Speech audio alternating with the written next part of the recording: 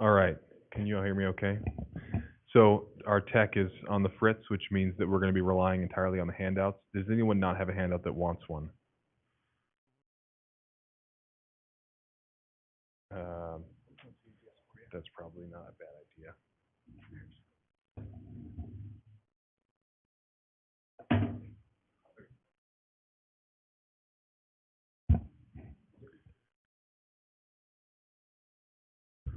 All righty. So tonight it's not a public hearing. Obviously, the council's not sitting. It's just a staff meeting. There's a proposal to add a 5% cap and a 5% floor to year-over-year B.I.D. assessments. And the handout you have there shows the new proposed language. And the point of tonight is to get public comment. It'll be on the council agenda at their next meeting. And so we wanted to get this scheduled out early enough before that, in the event that there was something that needed to be tweaked or amended, that we could get that proposal through on that for that meeting. So I'm going to go through what's proposed. It's going to be brief, and then the floor will be open to you to come and provide comment or thoughts, concerns, that kind of thing. And I'll take notes of those, and I can wrap up at the end. But like I said, we have too many people to have a round table, but that's the intent in terms of the field tonight. We just want to have a conversation about what's proposed and get any concerns and comments that there may be. So right now there is no floor cap on year-over-year B.I.D. assessments, and that's what's proposed. In the event that there was a property that was assessed, let's just say $100 in a given year, in the following year, a calculation would be run to determine whether or not the proposed assessment is 105% of the prior years.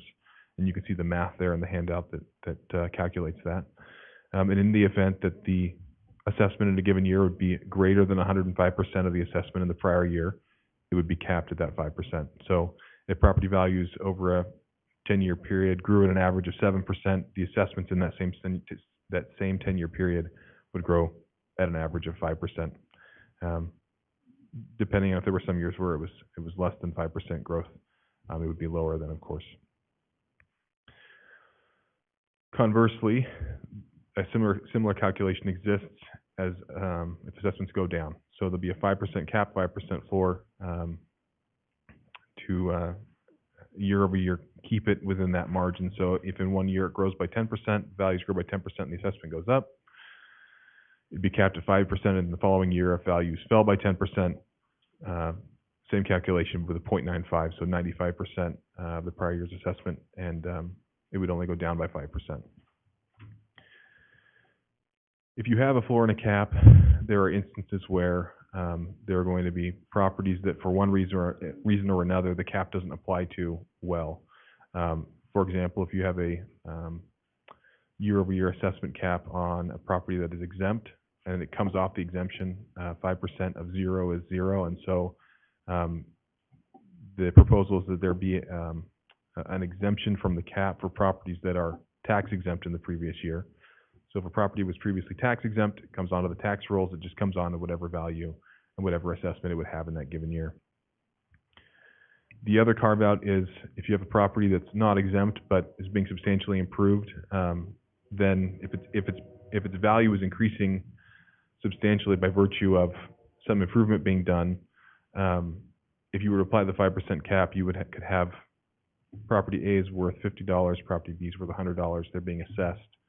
Property A has a substantial improvement that brings it up to $100 in value, but now there's a disparity in the payments being made because that 5% cap kept that substantial improvement from being realized on the rolls, and so two properties of equivalent value would be being treated disparately in that instance. So the other carve out, the way it's drafted now, is if there was a permit pulled and values increased by more than 10%, then the cap doesn't apply to that property.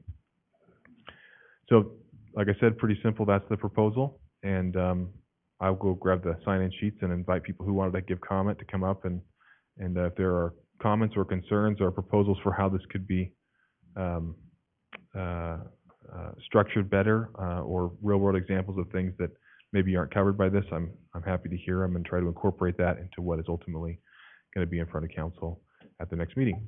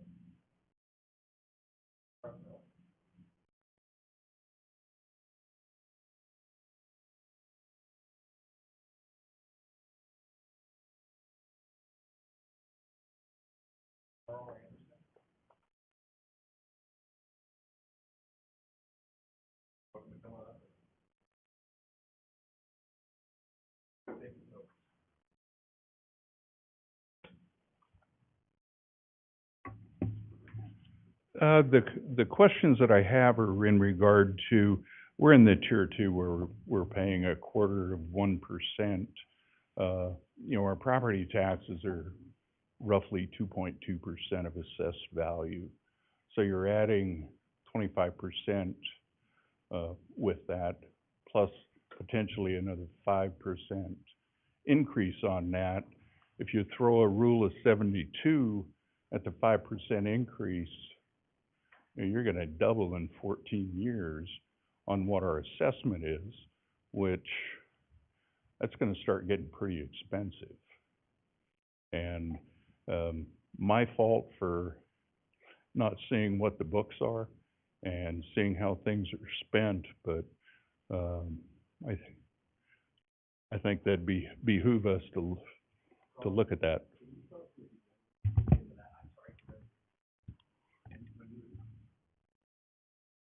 Sure. And if my formula is wrong, let me know. But our city of Caldwell property taxes, with all the taxing entities, are about 2.2%, give or take. And we're paying 0.25% incremental on that. So 0.25% with that. So again, my point is, this thing keeps going over a period of time, that number is going to start growing exponentially, not arithmetically. And I'm curious if there are numbers out there, if you had a sheet or an example of what those numbers are going to look like in 10 years, 15 years, 5 years.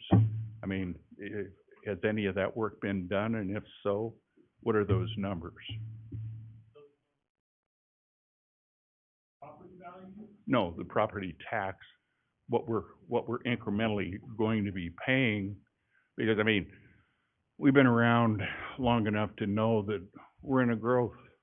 Our properties have increased in value, assessments are catching up, and having examples. I mean, the city's got it all laid out for us, but what isn't in here, what these numbers are going to look like 5, 10, 15 years from now. And I think that type of information should be available to everybody in the district. And if it's not, it should be. So do you have anything? When you're done with your comment, I'll get up and okay. Okay. I think and again, my bad for not paying attention to, what the board's spending money on and what, where that's going. I mean, outside looking in, it appears that there's a need for revenue, and this is a real good way to get after it. A couple other questions. There's some duties tied in there with parks, replacing trees, landscape, things like that. A question from being in the building business and as a real estate agent, what any impact fees going forward toward those improvements? What I would be curious to know. I bet Rob Pilot would be interested in knowing that too. But anyway, that's all I have.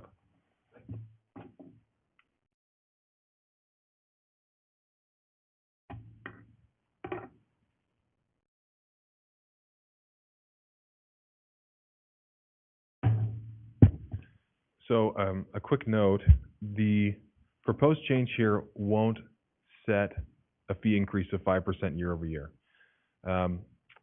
It caps the fee increase at 5% year over year. So the consequence, and it sets a floor also. The consequence of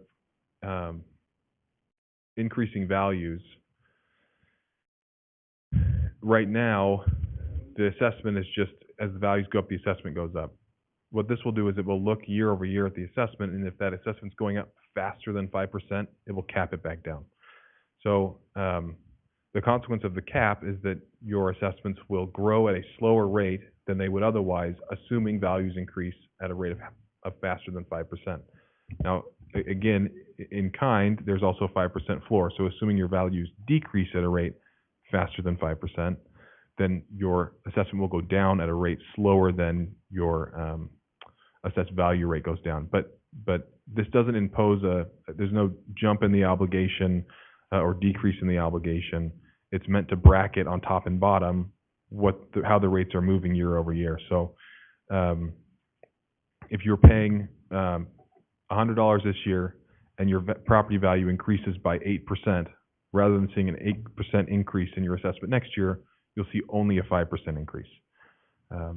There's not an additional. Yeah, go ahead.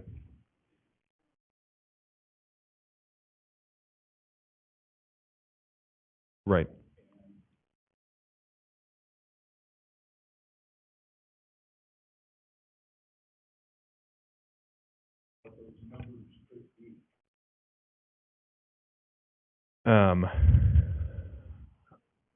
The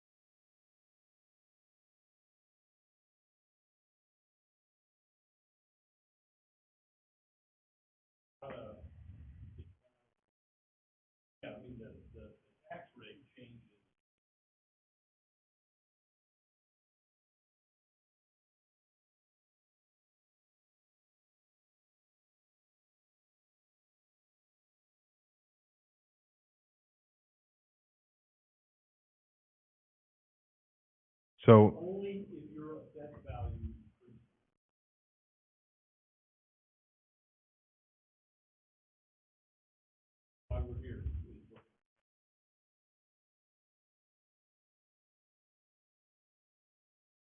for the people online, there was some conversation that you wouldn't have been able to hear.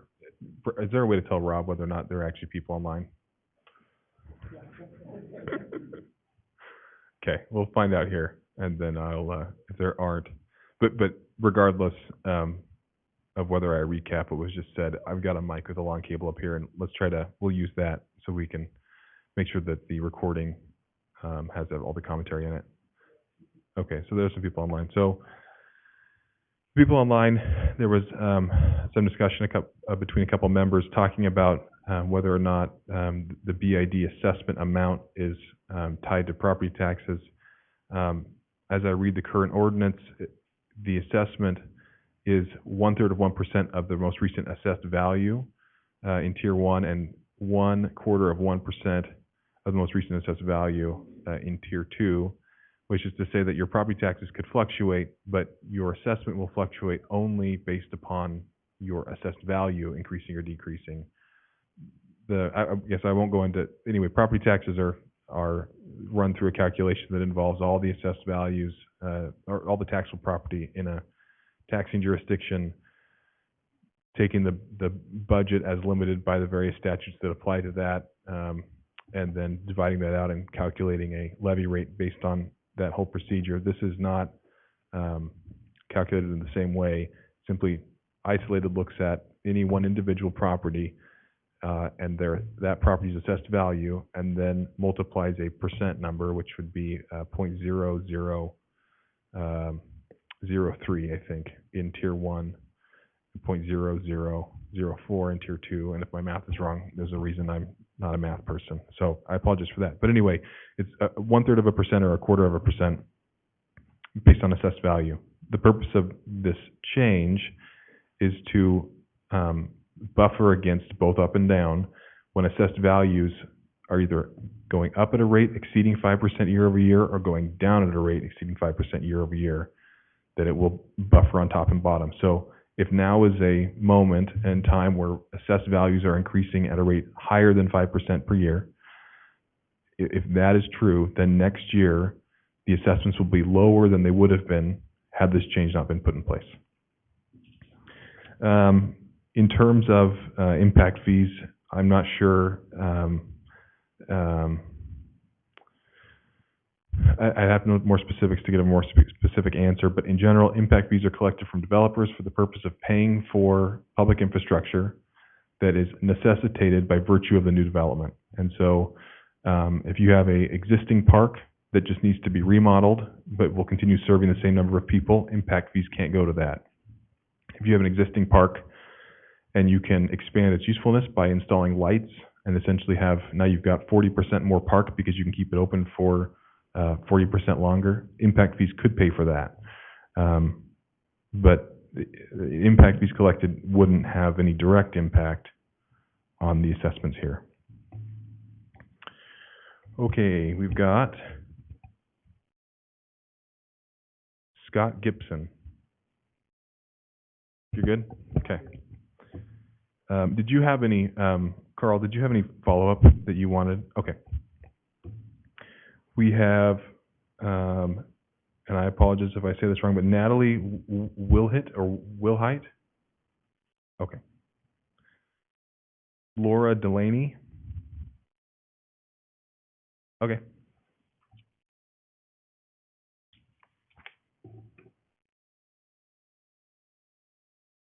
So I'm Laura Delaney. I'm the co-owner of Rediscovered Books over here on Arthur Street.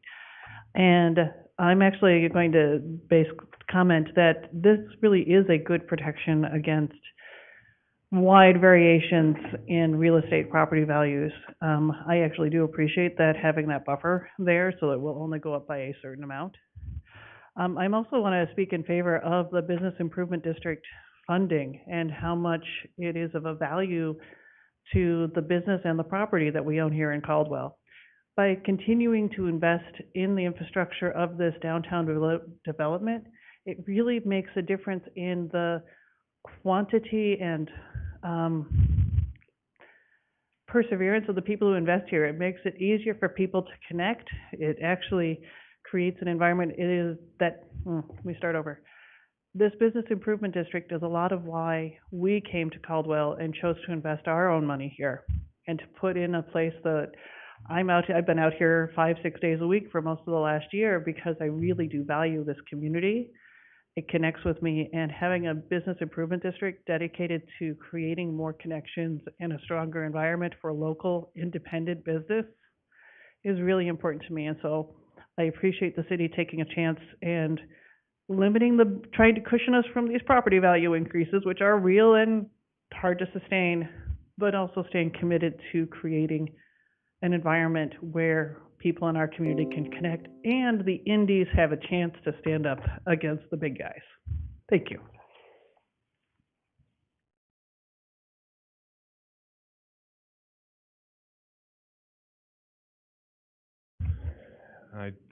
I don't think there was a question there, but if I missed it, I apologize. Miguel? Yeah, I was wondering if you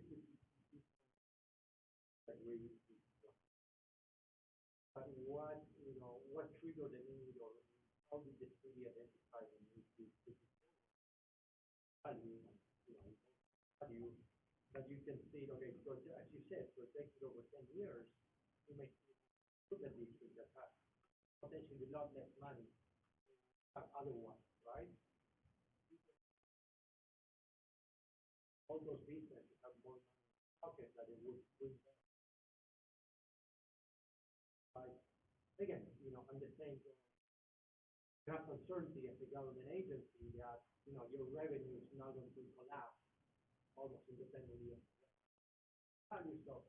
But I'm like, beyond anything that we can get, it would be nice to hear from you guys why this was born and why are you looking at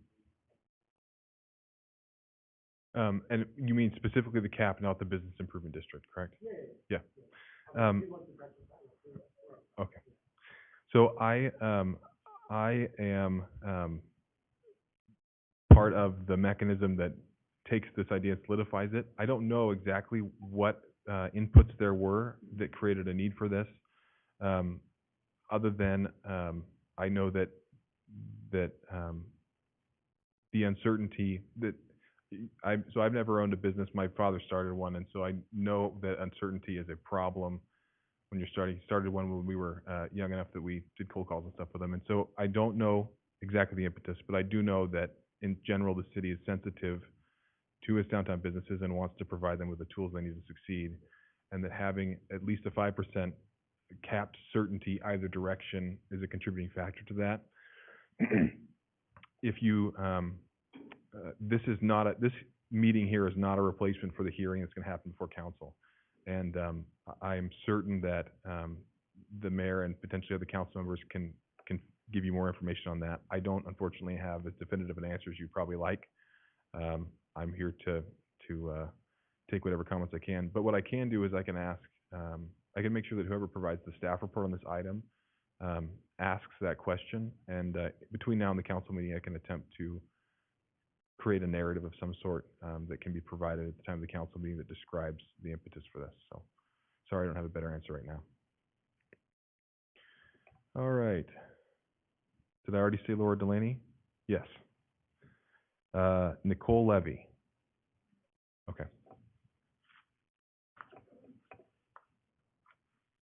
Rick Bork. Jeff Hunsicker. Okay. Glenn Koch.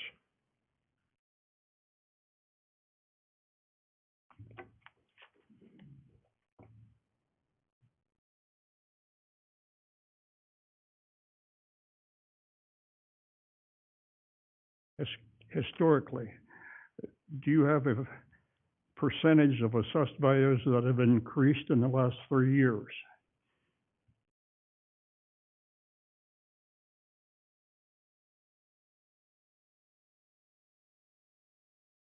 Yes.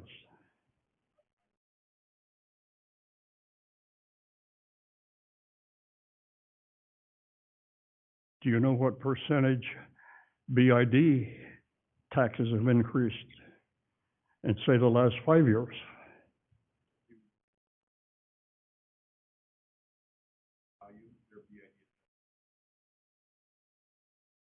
I know ours have pretty close to doubled.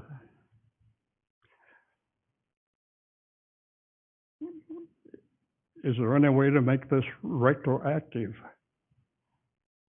for the last 1 or 2 years?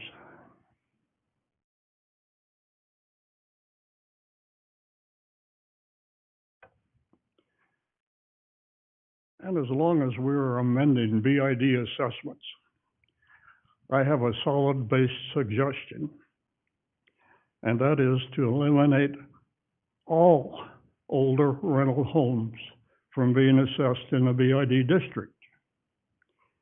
B.I.D. does very little to benefit the low-income renters that live in this district. What it does do, it creates parking problems for the renters, and it raises rents. We own 2 older rental houses, similar to most of the older homes in the B.I.D. district. Total property and B.I.D. taxes on these 2 rentals are $5,111 a year. Total income on these 2 properties, if they pay the monthly rent, is $16,755, leaving not a lot of room for paint, plumbing bills, and new roofs. Last year, I put a new roof on my house, and it cost more than my house did originally.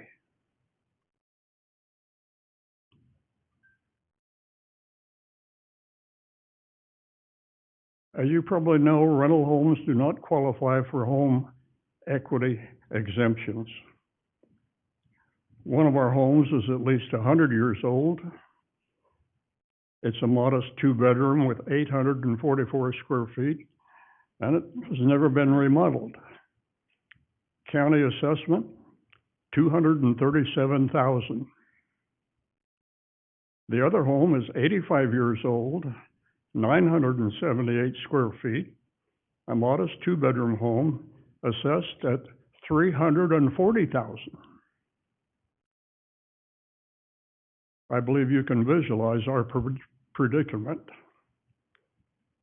Relief from these homes on B.I.D. would be a welcome and timely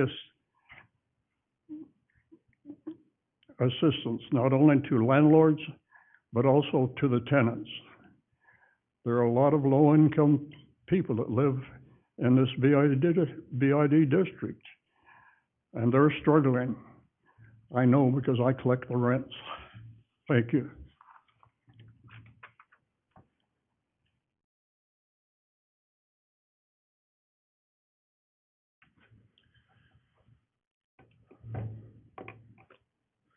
So I don't know, I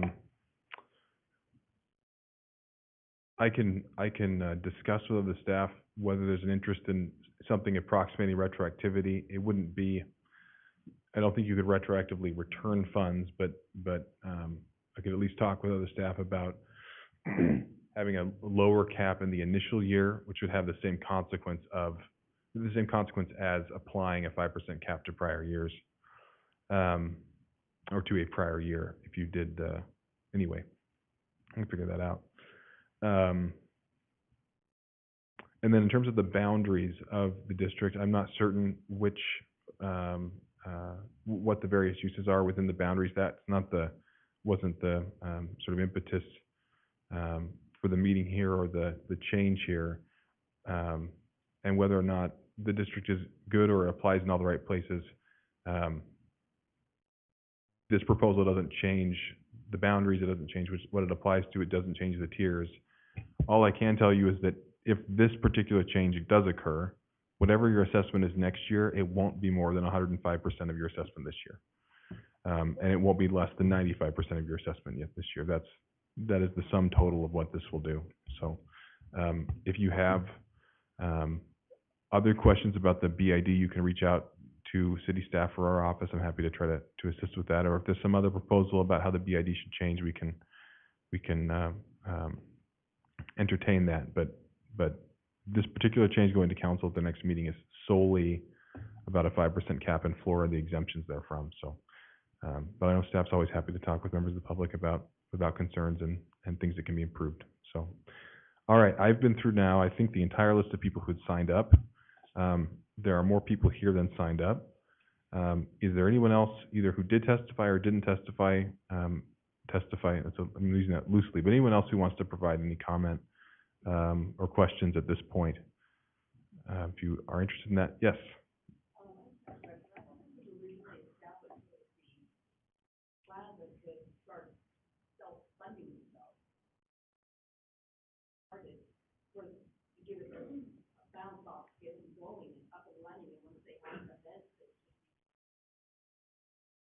So, sorry, what's your name?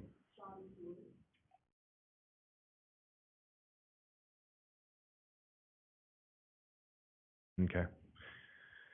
And for the people who are online, the question was whether or not the B.I.D. was intended originally to be self-supporting or to get the plaza off the ground until it was self-supporting. I don't know what the original intent of the B.I.D. was. Again, the entire proposal of the change tonight is about a 5% flooring cap.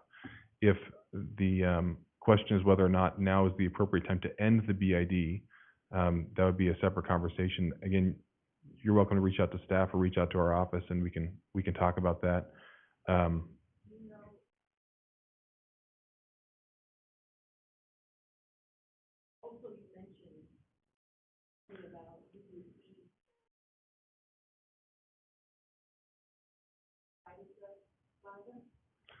So, the question was whether or not, how self-sustaining the plaza was, and then, whether or not B.I.D. fees are being used as impact fees.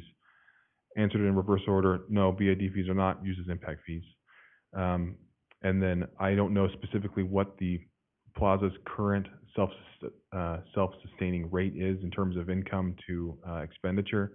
I know that over the past few years, it continues to get closer to 1-to-1, and that's obviously an objective, right? You want your event facilities to pay for themselves, but I don't know exactly what it is this year.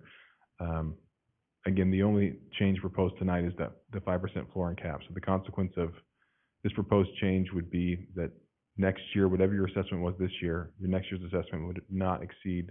And if you have more questions, I'm going to ask you to come up to the mic because we've got people online. And I want to make sure they can hear too. So.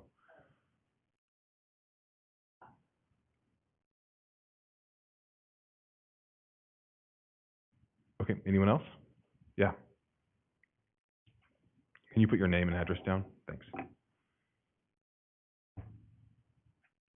Hello, I'm Danae Warren from Destination Caldwell, and I'm new, just about a month in.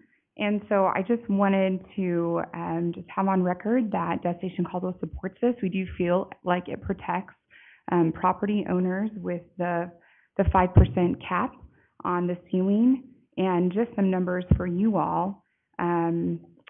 So since the plaza was constructed in 2018, that's 5 years ago, basically we have about 800,000 to 1 million visitors in downtown Caldwell that supports our local businesses.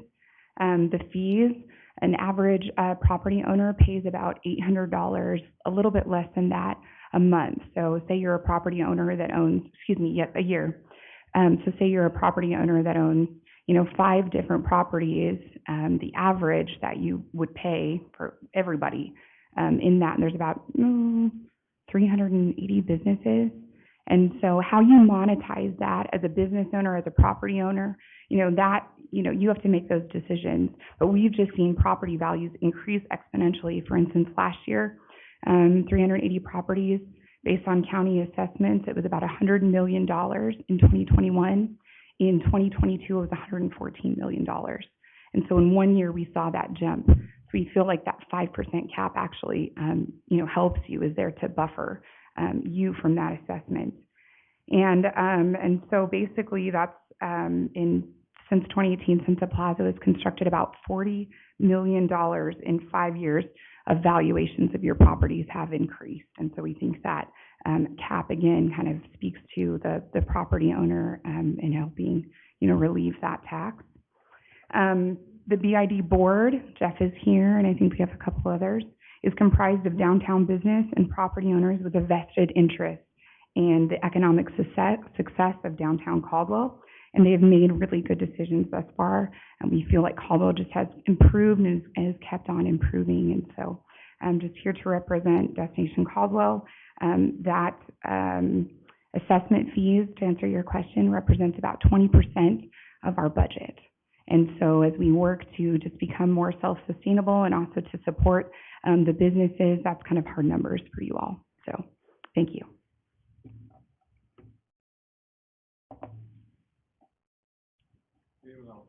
Yeah.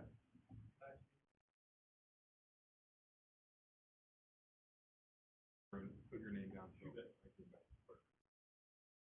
Well, I'm signed in. Oh, great. I said no. So my name's Jeff Hunsaker. Oh, excuse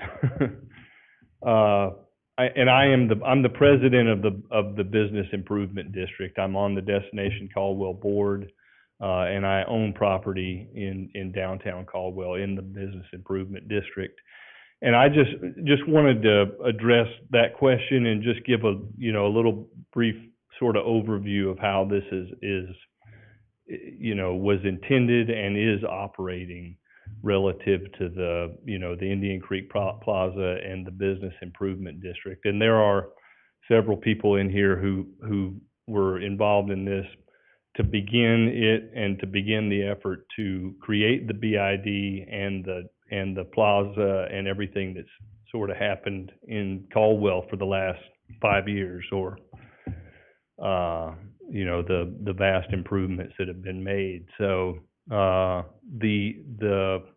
business improvement district was created as sort of a mandate from the community. You know, there was a vision to create the Indian Creek Plaza and to revitalize downtown Caldwell.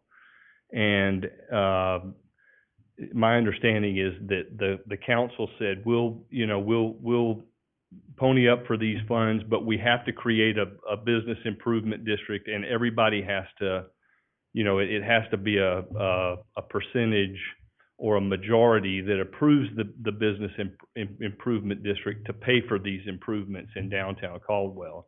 And it was not, my understanding is it was not to just start it. It was sort of a mechanism for all the businesses to buy into what was going to happen in the community. And it's set up, and all of the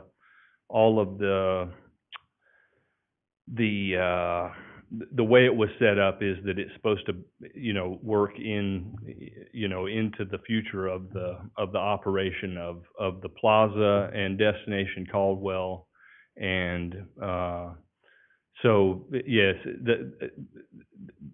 it was not created just to fund the building of the plaza or you know, the improvements in downtown Caldwell.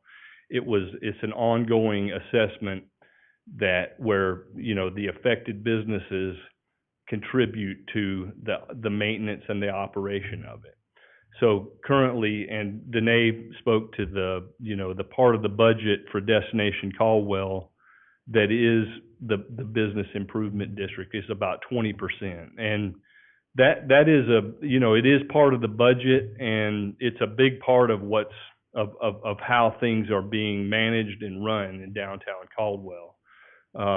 You know, the way you know, the vision is to make you know, the operations down on Indian Creek Plaza and everything that's happening in downtown Caldwell as a premier experience and a premier sort of facility. And that takes quite a lot of money. And the intent was never to run Destination Caldwell or the Indian Creek Plaza as a profit-making entity. It was to just improve the town of Caldwell and to improve the way things are being operated. So, and we feel like that we're on track to do that. And you know, these funds are being used very judiciously. They are an integral part of the annual budget of the operation of the plaza, and then there's another arm of it where and it is kind of like impact fees, where we're using some of that money to buy plantings, we're funding a parking and wayfinding system or a design for that right now, so that we can better utilize our parking. We're working on infrastructure continuing, rather than just saying, okay, we've made this plaza and we're good. Our vision is to continue to improve things. And an integral part of that is this business improvement district. I know we're not here to discuss whether we're going to continue the business improvement district, but I just thought I would give you a little bit of a background on what that is for.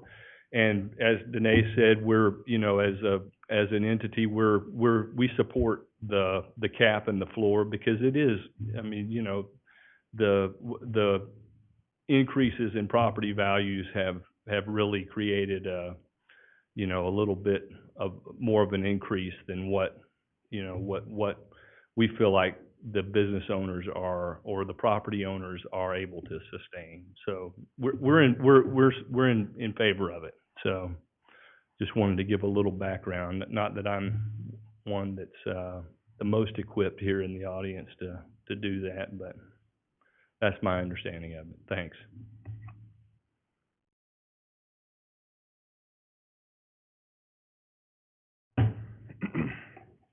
All right, anyone else want to provide any comment at this time? All righty. Well, I appreciate everyone coming. Thank you for coming down and spending your time.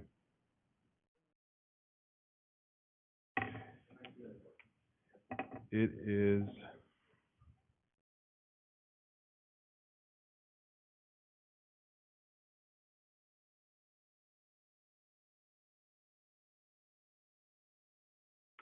at the next city council meeting, which is February 7th. And those start at 6 o'clock now. And it'll be right here in these chambers, and there'll be an opportunity to provide comment on this at that time also. Okay, well, like I said, I appreciate you all coming, and I've taken some notes, and we'll have further discussions with staff, but it was very helpful. And we'll see you all on the 7th, or we'll see some of you, or we'll see more of you.